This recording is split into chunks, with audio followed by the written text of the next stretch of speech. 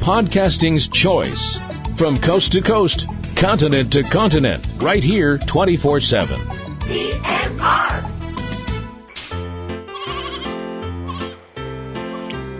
This podcast is a proud member of the Lamb Podcasting Network. Find the network at largeassmovieblogs.com.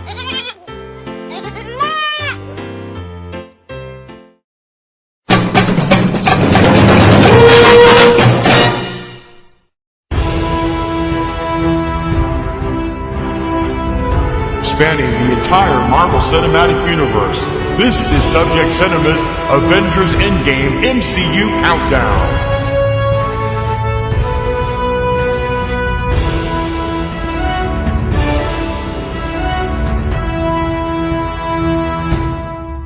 Have your shield ready? Yep. Good. We're going to go in fighting, right? Yep. And we what's always the question do. we're going to ask them? Is it safe? You fail me. What do you say when you get in the elevator? Oh, before we get started, does anybody want to get out? Welcome. Sorry, the voice isn't deep enough. You know, I got these things up here. They kind of, Welcome to Subject Cinema's Avengers Endgame MCU Countdown. I'm TC Kirkham. I'm Kim Brown. It is April 13th, 2019, and we are up to episode 9, and the 9th film in the Marvel Cinematic Universe. It is the 3rd film in Phase 2. Phase 2. See, better than Phase 1. Phase 2. Captain America, the Winter Soldier. Yes. This film was just blew my mind, and I know it blew yours too, because you ended up giving it your best picture of 2014. I did. On your year-end Poppies and Rosies. I don't think it's an exaggeration to say that after this movie, the Marvel movie universe was never the same. No. And it shifted the TV universe too, because this was the first thing that reacted to at the time, the new series Agents of S.H.I.E.L.D., which was in its first season. And it was, or second season, I forget which. Second season, I think. And I think it was the second season. And it's like, wow. It was really something crazy. By the end of this movie, I was rattled. Yeah. I mean, severely rattled. Like, I needed drink rattled. This movie is also full of Easter eggs. Oh, yeah. From all over the Marvel Universe. We actually hear the name Stephen Strange for the first time in just passing. I don't actually think it's spoken. You see it on screen. You see it on a screen with some other names. We also find out that there's a lot of shadow puppetry going on at S.H.I.E.L.D. Yeah. And this film is what would happen if Oliver Stone directed a comic book movie.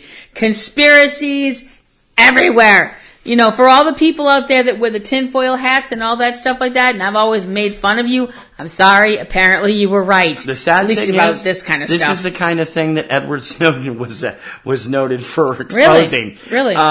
Chris Evans, of course, back as Steve Rogers, Captain America, introducing Anthony Mackie as Falcon. Sam Wilson, a.k.a. the Falcon. We also see Nick Fury in a big role here, Samuel L. Jackson.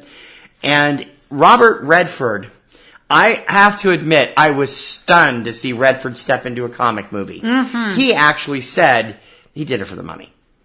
But he didn't quite get the fandom out of it. But it isn't quite as bad as Alec Guinness was on Star Wars. No.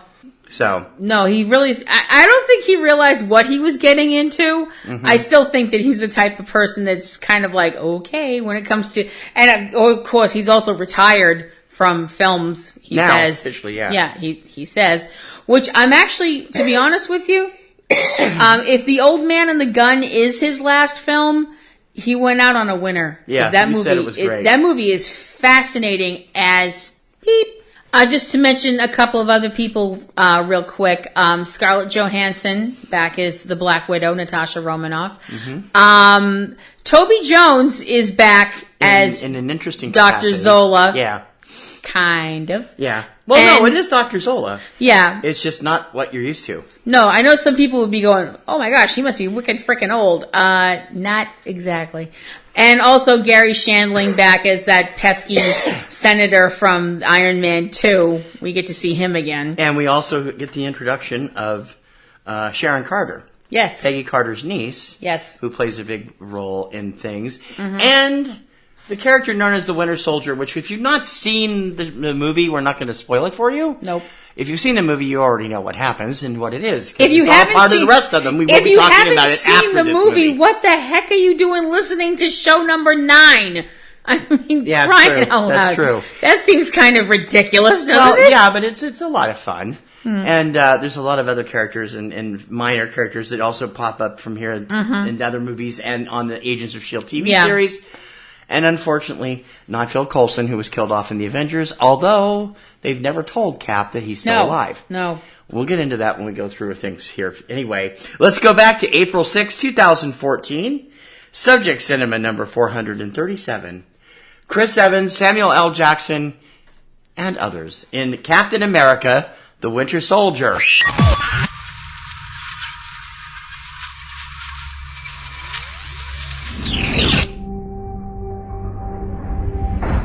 Most of the intelligence community doesn't believe he exists. The ones that do call him the Winter Soldier. He's a ghost.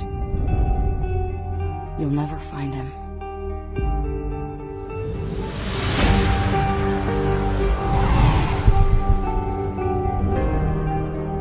They join S.H.I.E.L.D. to protect people. Captain, to build a better world, sometimes means tearing the old one down. That makes enemies.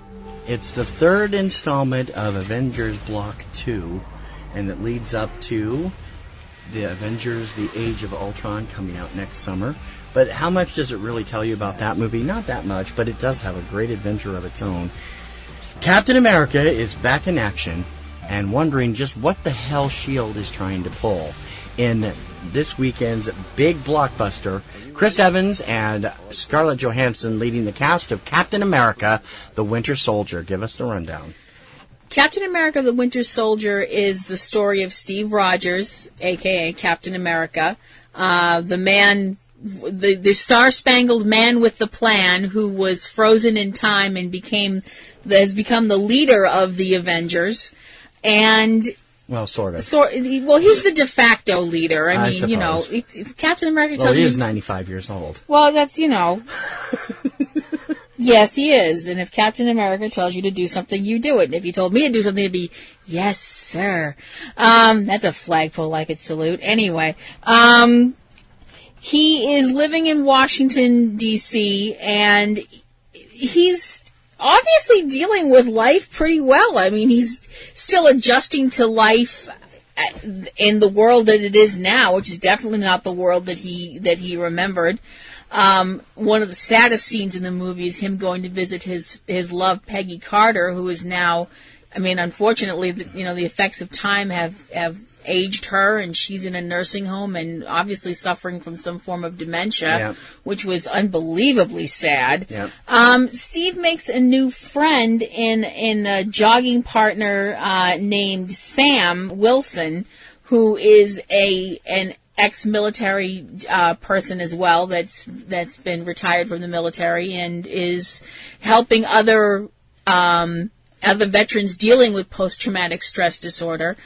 The thing is, all is not well in Steve's world. A rescue mission to rescue some S.H.I.E.L.D. agents that were captured by pirates leads Steve down some very dark roads, dealing with a new S.H.I.E.L.D. project that will put into the air these enormous helicarriers that will watch for people who are going to do something wrong, not people who have done something wrong.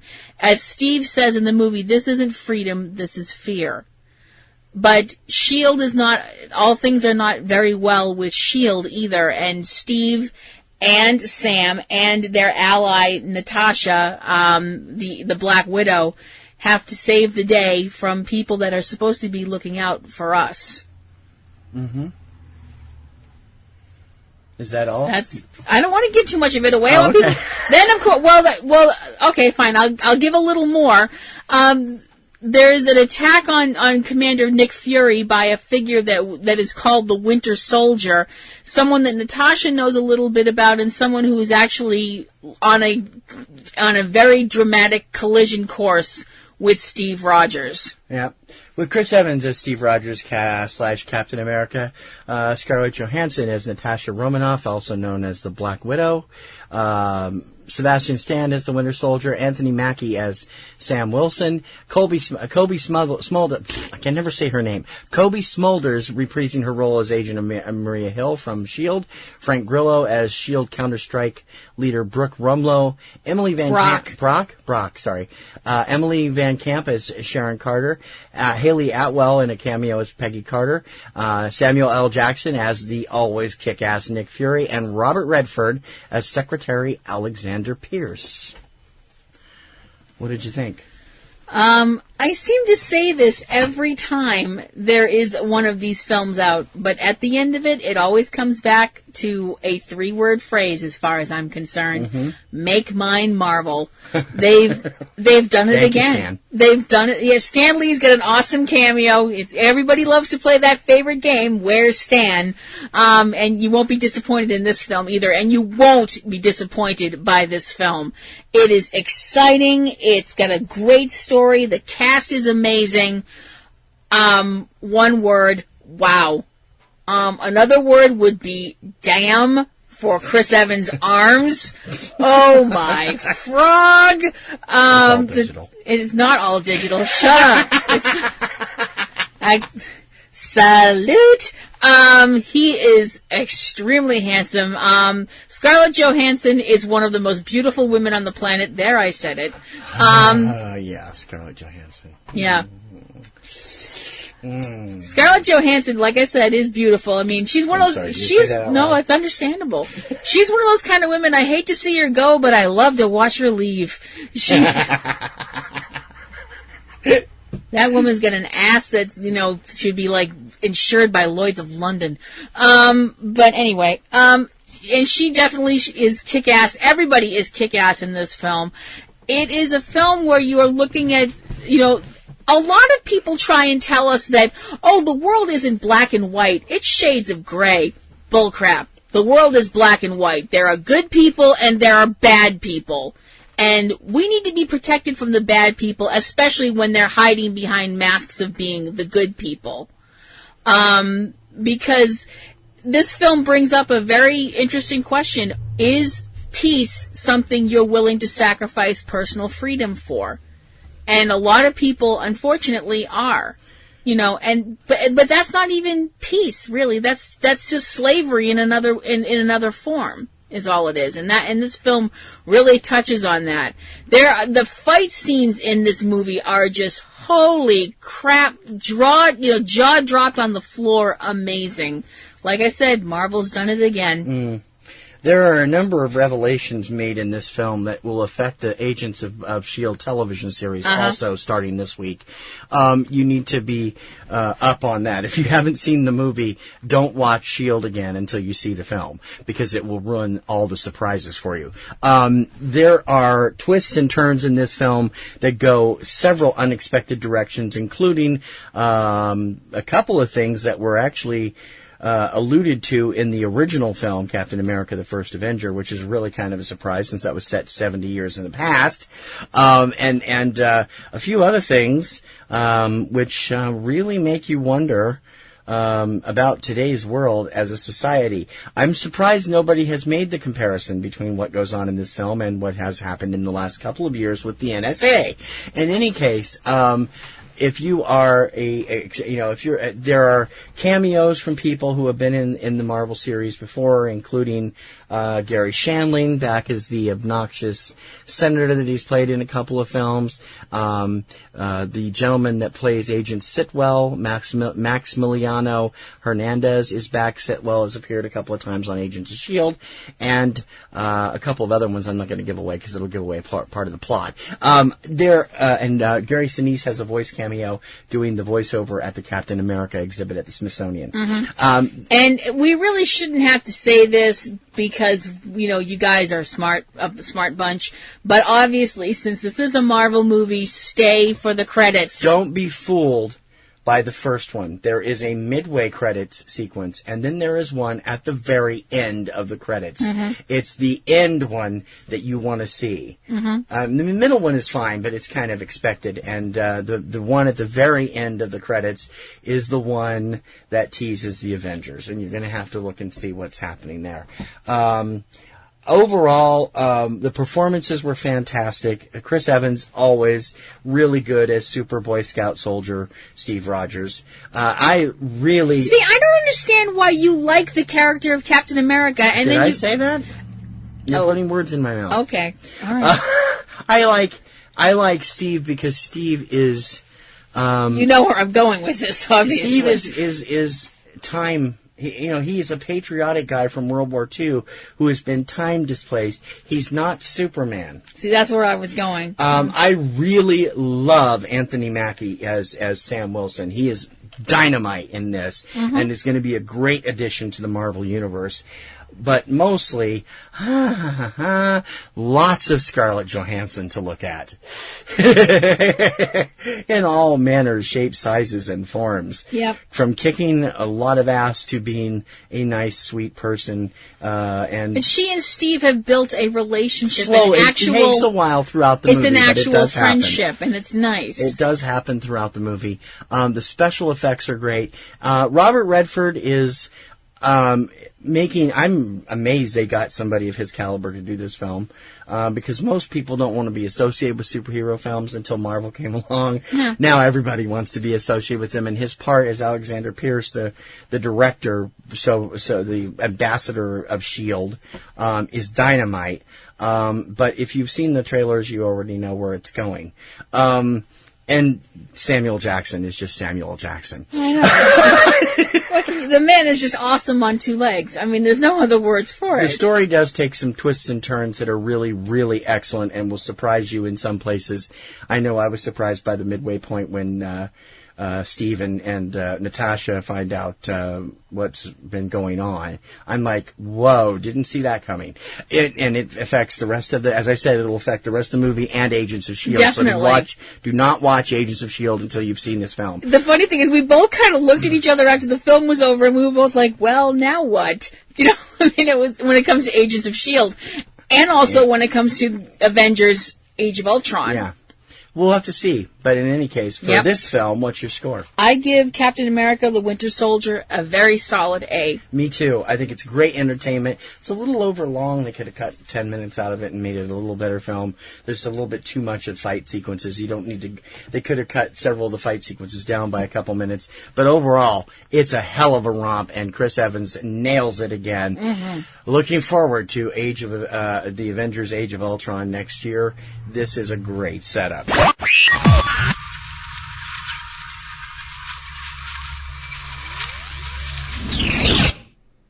The sad thing about this movie is it's so damn accurate, it's scary.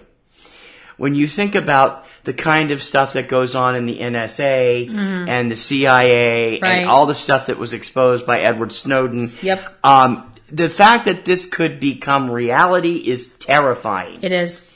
And not just we don't have any superheroes to protect us from that stuff. No, we don't. We should also mention, back here, and we forgot to mention her in a couple of the other movies, Kobe Smulders, who has been playing Maria Hill. Yes. Nick Fury's right-hand person. Right-hand assistant and associate. And she's appeared in a number of these films. You named Captain America, the Winter Soldier, your best picture of 2014 over a bunch of big other movies. I know I did. Why? Because, for me, it made an enormous impact. And what I mean by that is, if you take a perfectly still pond and take a rock and go boop and just drop it and watch it splash in the water and make this big sploosh. And the sploosh doesn't last for very long, but the ripples can. And that's what this film is. Yeah, we're still feeling the effects even now. Yeah, absolutely. What happens in The Winter Soldier affects the entire Marvel movie universe and completely kicks it upside the head. Yeah. And as you being the audience, you're also sitting there going, what? It also affected Agents of S.H.I.E.L.D., like we said, and probably had a ripple effect on the Netflix shows, which we've never watched. No. We need to do that. I needed more reasons to want to punch Grant Ward in the junk.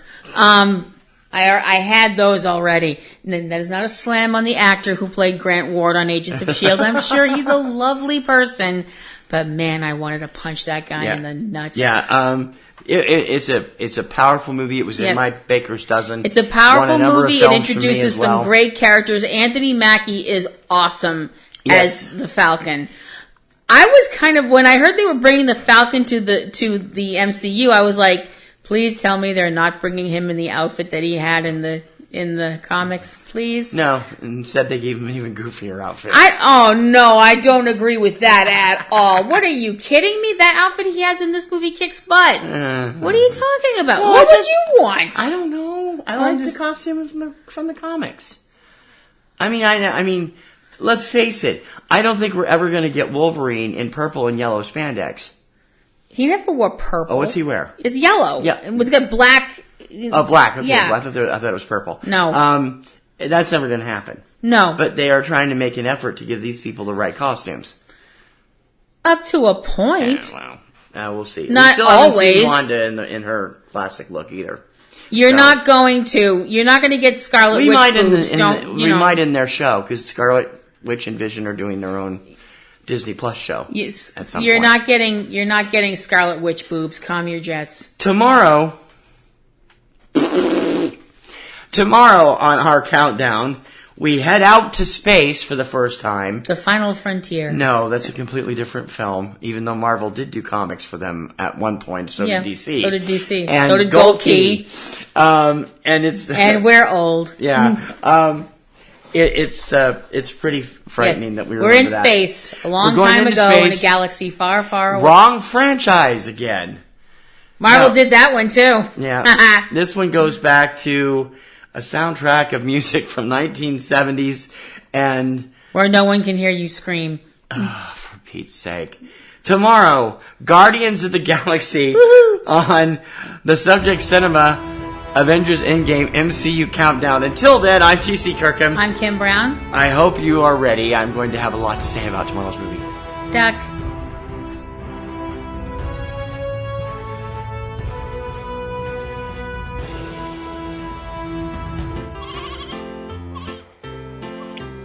This podcast is a proud member of the Lamb Podcasting Network.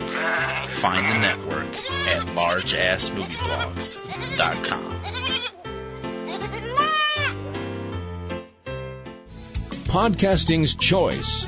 From coast to coast, continent to continent, right here 24/7.